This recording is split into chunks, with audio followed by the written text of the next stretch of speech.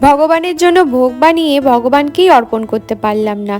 কি হয়েছে না হয়েছে সবই বলছি। তার আগে দেখে নাও, এই 1 কাপ সুজি নিয়েছি, তার সাথে নিয়েছি ওই 1 কাপ বেসন, আর নিয়েছি তার সাথে আটা। ময়দা নিলে কিন্তু হবে না। সব কিছু কিন্তু খুব সুন্দরভাবে ছেঁকে নিয়েছি। আর এদিকে জলের মধ্যে দিচ্ছি গুড়। হ্যাঁ, নতুন গুড় হলে তো খুবই ভালো হয়। আমি কিন্তু আখের গুড়ই নিয়েছি, যেহেতু পাইনি। আর যেহেতু ঠাকুরের ভোগ রান্না করবে, তো পুরোটা ঘিয়ে করলে ভালো হয়। আমি যেহেতু এটা ঠাকুরকে অর্পণ করব না, সেই কারণে কিন্তু সাদা তেল আর ঘি মিক্স করেছি। কাজুটাকে ভেজে নিয়ে যেই মিক্সচারটা বানিয়েছিলাম আটা, সুজি আর বেসনের, সেটাকে কিন্তু খুব ভালোভাবে রোস্ট করতে হবে। ভাজতে ভাজতে দেখবে ভেসে উঠেছে ঘিটা। যখন ভেসে উঠবে, লাল লাল হয়ে ভাজা হয়ে যাবে, তখন কিন্তু ওই গুড়ের শিরাটা দিয়ে কাজু দিয়ে নামিয়ে নেবে। আর দেখো, খুব সুন্দর কিন্তু ছেড়ে আসবে কড়াই থেকে।